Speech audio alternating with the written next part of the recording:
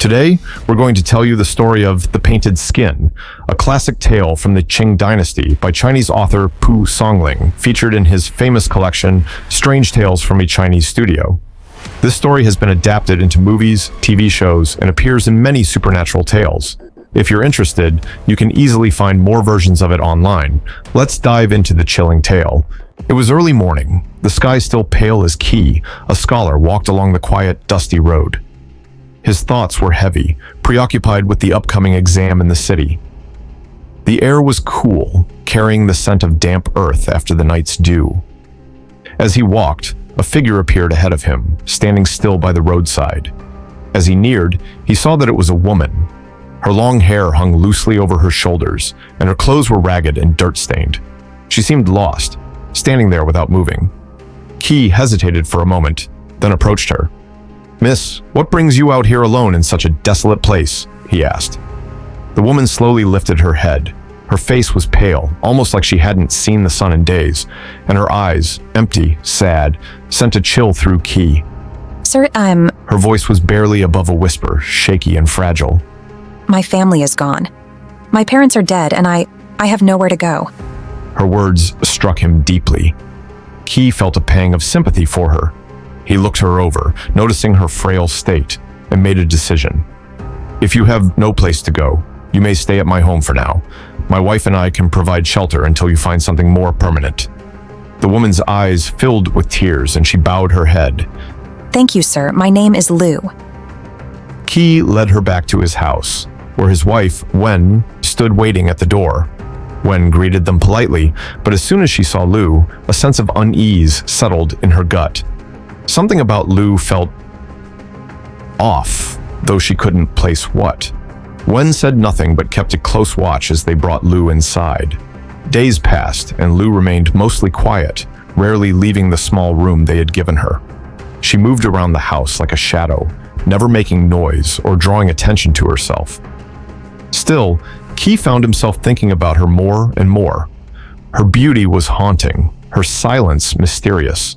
It made him curious, but every time he thought about approaching her, Wen's watchful eyes stopped him. Wen, however, couldn't shake the feeling that something was wrong. Strange noises started to come from Lu's room at night, soft, whispery sounds, like cloth rustling, but it always stopped the moment she tried to listen more closely. Wen tried to ignore it, but soon the unease became too much. One day, while Qi was out, Wen decided to investigate.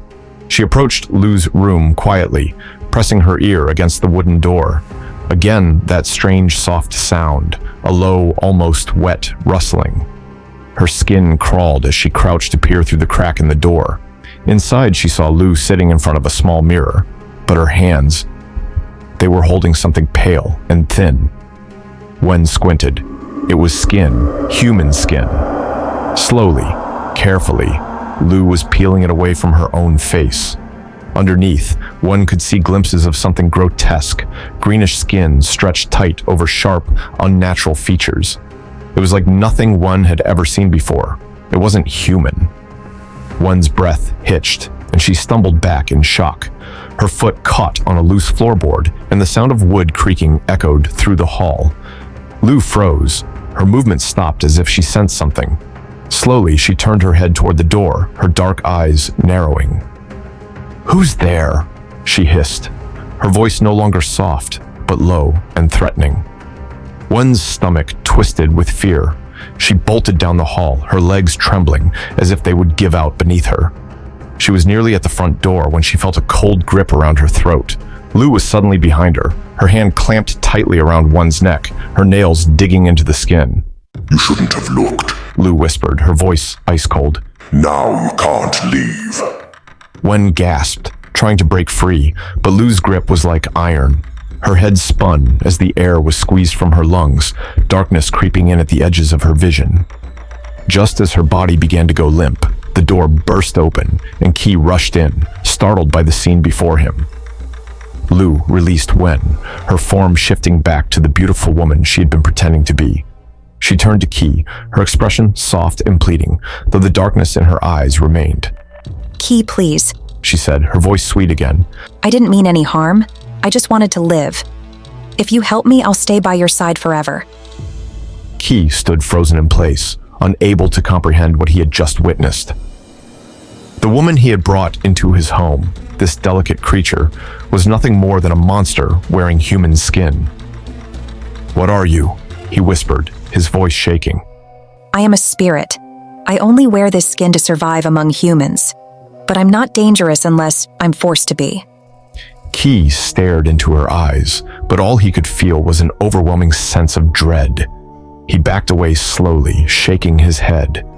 "I can't help you," he murmured, grabbing one's arm. "We're leaving." Lu watched them flee from the house, her expression unreadable. Alone once more, she stood in front of the mirror. Her reflection showed her true face, ghastly and twisted. A single tear slid down her cheek as she reached for the painted skin once more, slowly pulling it back over her face. The house fell silent, and from that day on, it remained abandoned, with no one daring to return.